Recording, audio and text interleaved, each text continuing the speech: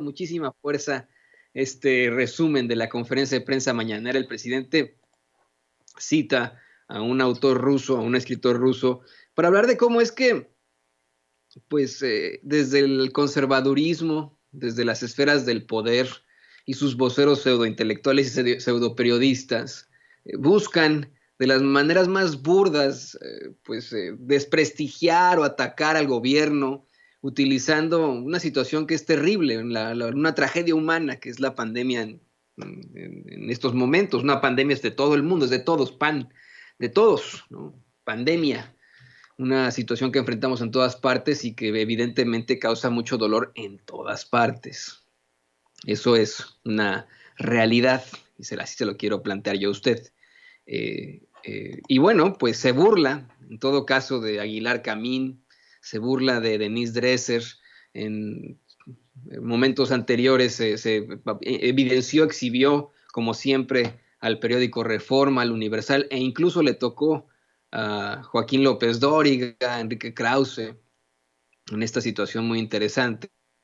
Al final de esta conferencia de prensa, pues se burla de Aguilar Camín, dice que como cuando él habla con el presidente de Rusia, Vladimir Putin, para obtener la vacuna rusa Sputnik 5 o Sputnik Quinta, inmediatamente comenzaron a decir que nos iban se burla de esto, ¿no? Que nos iban a poner un chip, disculpe usted, y que nos íbamos a volver todos comunistas, ¿no? Que en ese sentido, Aguilar Camín dice que pues no se puede aplicar esa vacuna en México porque es una vacuna rusa y solamente se puede aplicar en Rusia, para los rusos, pues, ¿no? Algo de lo que ya nos hemos burlado precisamente aquí en Sin Censura una y otra vez.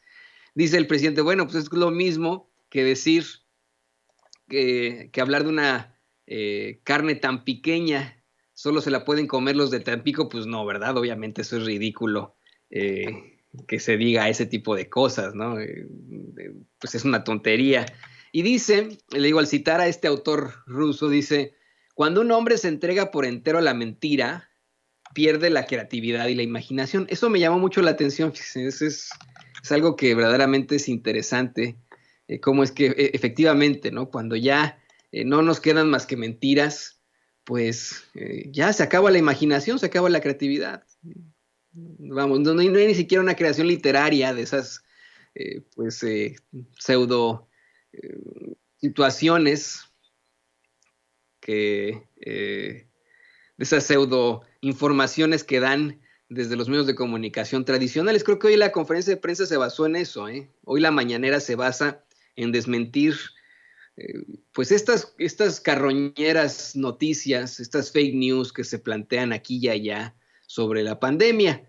Hay que decirlo con todas sus letras. Y antes de que yo vaya precisamente a hablarle a usted de la respuesta que le da el presidente López Obrador a cuestionamientos verdaderamente raros en esa conferencia de prensa mañanera, quiero contarle que precisamente en Israel, que es uno de los países junto con, me parece, Emiratos Árabes Unidos, que mejor manejo de la pandemia han tenido, que han vacunado a gran parte de su población, precisamente en Israel el nivel de aprobación a la forma de enfrentar la pandemia apenas pasa del 20%.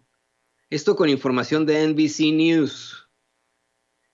Lo leía yo este fin de semana, se lo voy a ampliar unos momentos más, pero es verdaderamente ridículo el escuchar esto.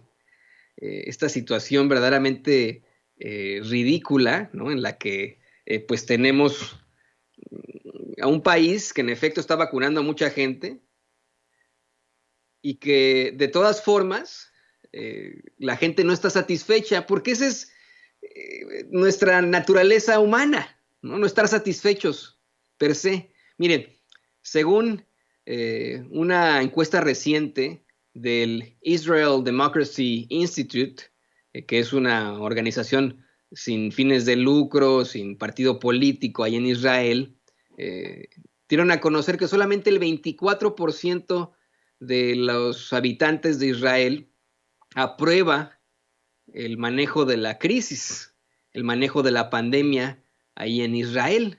Solo el 24%. Esto, y le digo, lo más interesante es que me parece que son 2/3 de la población ya se vacunaron. Dice, el país ha vacunado, sí, a una tercera parte, perdón, una tercera parte de su población, de 9 millones de personas, en un poco más de un mes. Y el 80% de los adultos de 60 y más, 60 años y más. Y solamente el 24% de la población aprueba el manejo de la pandemia, le echan la culpa a Bibi, que no estoy, mira, no me malentienda, no estoy defendiendo a Bibi y a Benjamín Netanyahu, que ese es otro ultraconservador del mundo del que no es que lo esté defendiendo. De hecho, se acaba de declarar inocente ante los cargos de corrupción que enfrenta. Pero lo interesante de todo esto es que, pues, no lo aprueban. No aprueban a Bibi Netanyahu, a Benjamín Netanyahu, porque a pesar de que un tercio de la población ya se vacunó en Israel, de que tienen una muy buena forma de manejar la pandemia, no lo aprueban porque es nuestra naturaleza humana. Y hoy, regresando el presidente López Obrador, inmediatamente cuando regresa, le pregunta, por ejemplo, Diana Benítez, le cuestiona, Diana Benítez de 24 horas, si a casi un año del primer caso positivo de coronavirus en México, habría un cambio de estrategia. Le recriminó que los decesos sigan y también le cuestionó si harían obligatorio el uso de cubrebocas, empezando por él. Yo insisto con esto, al ver fiestas aquí y allá, al ver que la sobrina de Claudia X González se casa y que tienen esta boda con adultos mayores en la boda, al ver conciertos que todavía tienen ahí por ahí, ¿no? Y bares que reabren, restaurantes también abriendo, que yo lo que digo es eso, ¿no? Obviamente se entiende perfectamente lo que pasa con los restauranteros, ¿no? Pues, son fuentes de empleo, los meseros, los garroteros, los lavaplatos, los chefs, obviamente necesitan sobrevivir, necesitan subsistir, obviamente. Pero bueno, eso lo vemos ahí, ¿no? Vemos todo este tipo de irregularidades y la culpa, señoras y señores, en todo caso, es de López Obrador. Como cuando se contagió de coronavirus, es lo que me llama mucho la atención, ¿no? Cuando se contagió de coronavirus, el Universal y Reforma hicieron hasta lo imposible para detallar con qué personas, con cuántas personas y vamos, a cuántas personas pudo infectar el presidente, como si se tratara de una sopa de murciélago. Lo digo como un eufemismo también, como una situación chistosona. Y ahora fíjese, otra cosa que leí de este artículo de NBC, en Israel se está buscando mucho replicar el caso de México para todavía enfrentar de una manera mejor a la pandemia. Ya han intentado poner el semáforo que tenemos en México, en Israel, replicar a México. Imagínese usted, ¿no? Pero eso sí, acá en México tenemos a las Mariana Gómez del Campo, bueno, a las Gómez, ¿no? Porque ella sabe que le gusta discriminar con apellidos, no sé por qué, pero bueno, tenemos a las Gómez quejándose de esto, a los Javier Lozano, a los Sacos de Pus, a los Felipes Calderones, ¿no? A todos estos con este tipo de situaciones verdaderamente lamentables, cuestionamientos muy estúpidos y culpando de una tragedia humana a un gobierno. Es muy desagradable y muy desafortunado esta carroña que llega. Yo insisto, yo sé que esto le molesta muchas veces a la gente. Yo aquí no estoy defendiendo ni a López Obrador ni a la Cuarta Transformación, estoy defendiendo la verdad con justicia y eso es lo importante aquí. No tenemos que defender a una persona, a un gobierno, tenemos que defender a la verdad, hay que darnos cuenta de la realidad, de la situación tan lamentable en la que vivimos en estos momentos.